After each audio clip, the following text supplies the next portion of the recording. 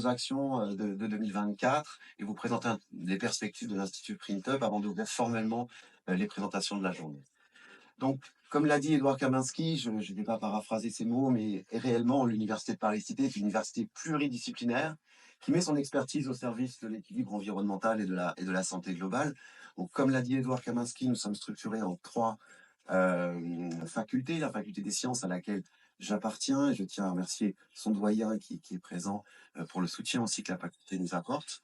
La faculté de sciences humaines et sociales, faculté de santé, et puis deux grands établissements, deux instituts qui sont rattachés à l'Université de Paris-Cité, l'Institut physique du Globe de Paris et l'Institut Pasteur. En quelques chiffres, vous les avez devant vous. L'Université de Paris, effectivement, rassemble de nombreux chercheurs, qui soient hébergés ou qui soient statutaires. Nous avons donc plus de 60 000 étudiants, ce qui est une université relativement grande, même très grande dans le paysage national. Quelques mots, 21 écoles doctorales, ce sont les structures qui gèrent les doctorants. C'est pour vous donner un petit peu la capacité d'innovation que peut avoir l'université. On rassemble 117 unités de recherche, c'est très grand, donc toutes les expertises sont là.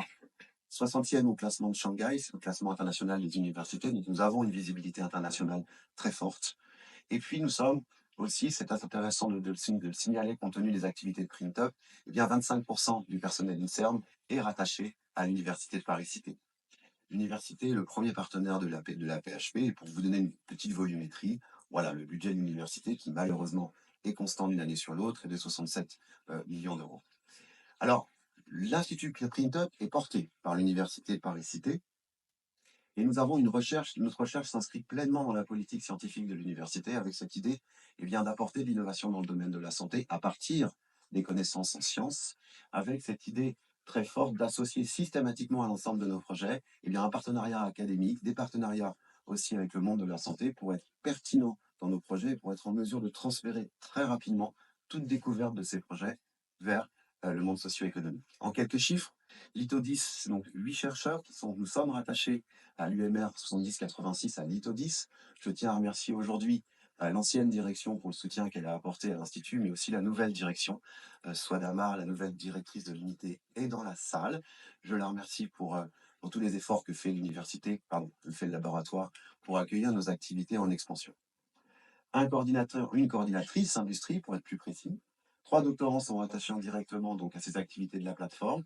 Nous avons aujourd'hui une trentaine de partenariats industriels au travers de projets, donc 30 projets en cours, et une plateforme qui est relativement complète pour l'électronique imprimée aujourd'hui et la caractérisation, avec plus de 60 équipements qui sont très proches de ce qu'on peut retrouver à plus petite échelle dans le milieu industriel, et puis donc 300 mètres carrés de plateforme.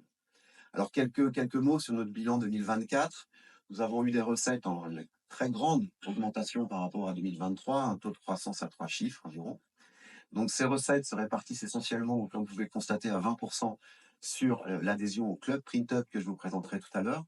Le reste des recettes, donc 30%, ce sont des recherches subventionnées, projets de recherche subventionnés, et puis 50% de prestations à destination des entreprises et de l'industrie. Nos dépenses sont réparties de la façon suivante. Nous avons 20% d'animation de filière pour faire connaître cette filière électronique industrielle pour la santé à l'extérieur.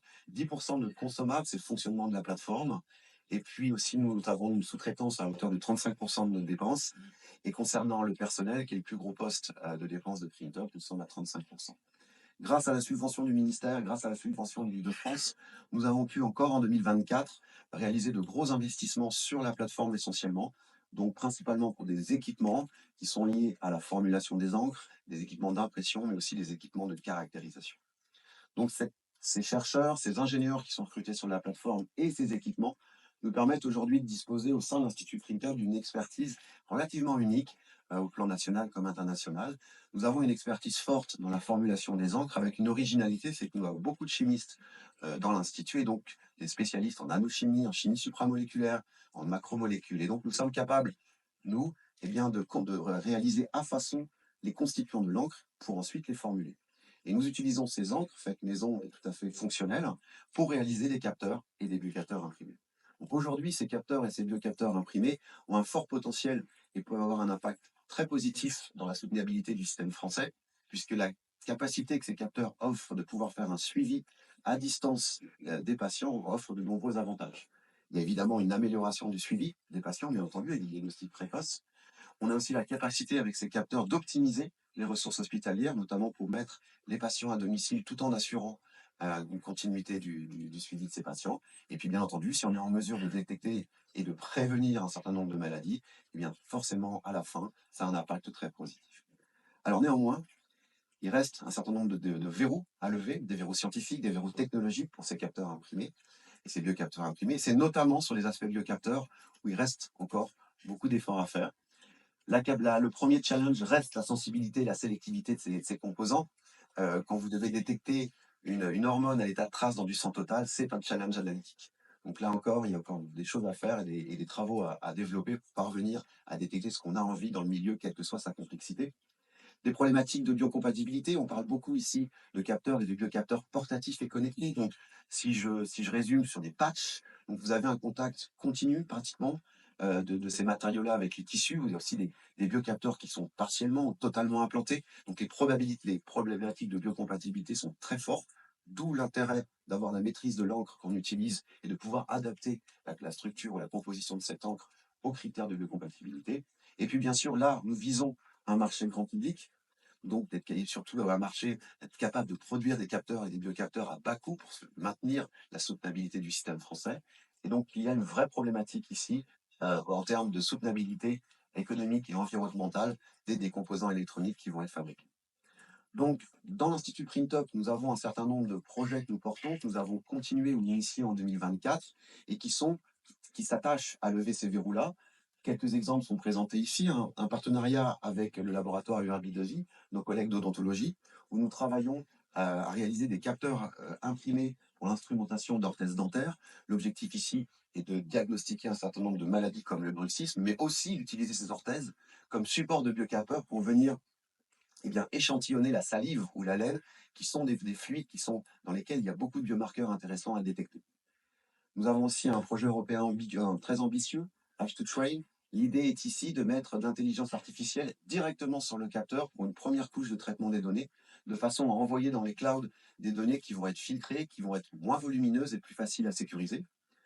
Nous avons une activité assez importante aussi sur la réalisation de capteurs imprimés électrochimiques pour l'analyse de métaux ou de polluants dans les eaux.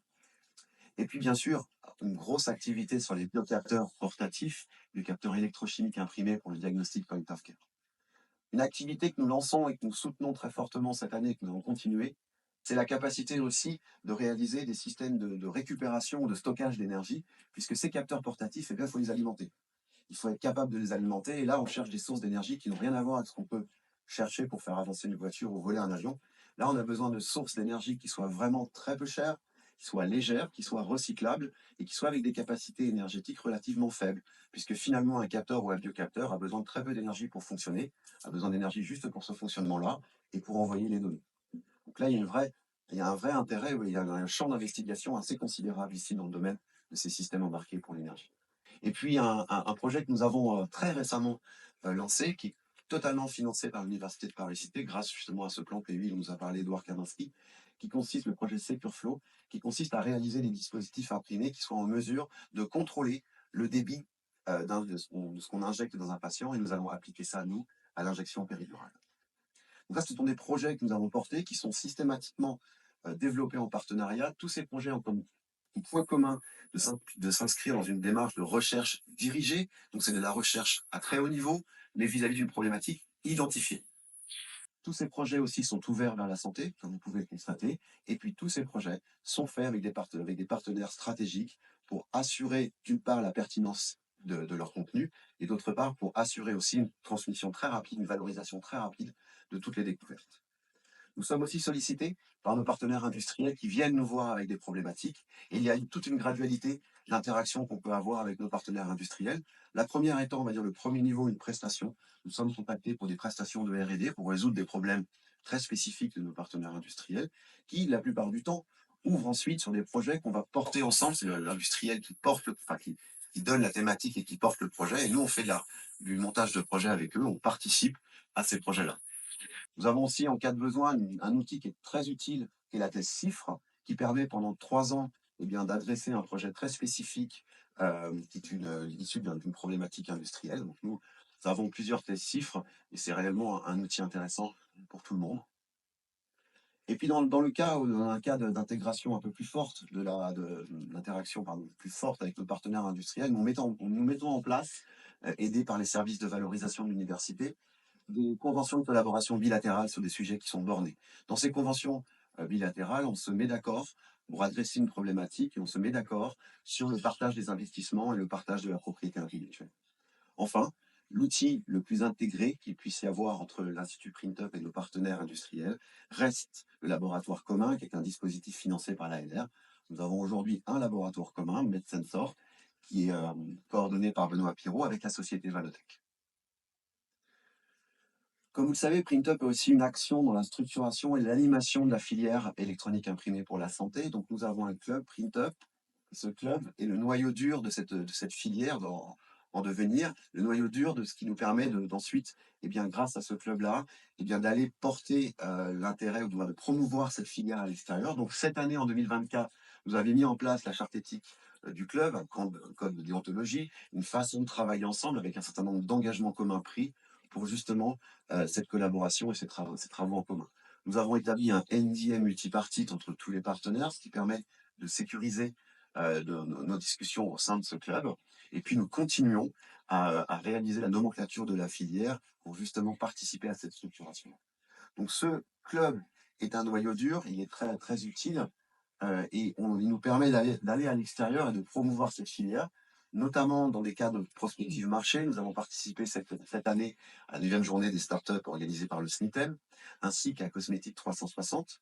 Et nous allons aussi dans des congrès ou des séminaires ensemble, nous mutualisons des stands. Notamment, nous avons cette année participé à Medinov, à Nanotoxicologie, à Cosmetic Valley et à Telvic. Enfin, nous avons une action collective de représentativité de la filière à l'extérieur, que cette filière est relativement originale dans le paysage international. Et nous avons cette année donc réalisé une prospection à la fois presque sur tous les continents, je crois, oui, Europe, Amérique, Australie, Afrique, Chine et Corée du Sud. Pour terminer, voilà un bilan de ce qu'était 2023. 2023 a été le lancement de l'Institut PrintUp. Nous avons créé from scratch cet institut, tout était à faire, les équipes, la structuration des équipes, le site internet, la charte graphique, etc. Donc 2023 nous a beaucoup occupé à ça. Il a fallu constituer les entités de l'Institut, constituer les comités stratégiques, les comités de suivi, et puis de mettre en œuvre la plateforme technologique, notamment compléter les équipements et mettre en place la vérification. Cette année, donc 2024, a été une année d'expansion.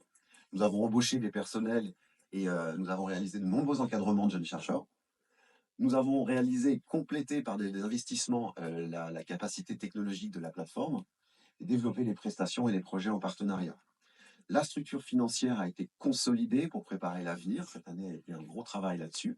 Et puis surtout, nous avons commencé à nous intégrer dans d'autres réseaux de développement, notamment des pôles de compétitivité, puisque nous sommes maintenant adhérents à Medicine, Polyméris, etc. Développer des interactions avec des référents marché comme le SNITEM qui sont très importants pour nous, ne serait-ce que pour la visibilité qu'ils apportent. Et puis nous continuons à faire du dépôt de projet pour alimenter cette plateforme et alimenter l'innovation qui sont essentielles pour faire vivre cette filière. Donc 2025. 2025 sera très important pour nous. C'est la fin de la subvention du ministère. Nous allons devoir voler nos propres ailes. Mais tout ça se présente très bien, je vous rassure.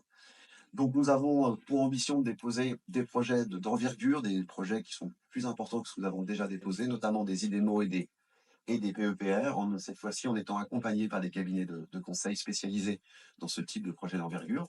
Nous allons développer les itérations du cahier des charges de l'électronique imprimée pour poursuivre cette structuration.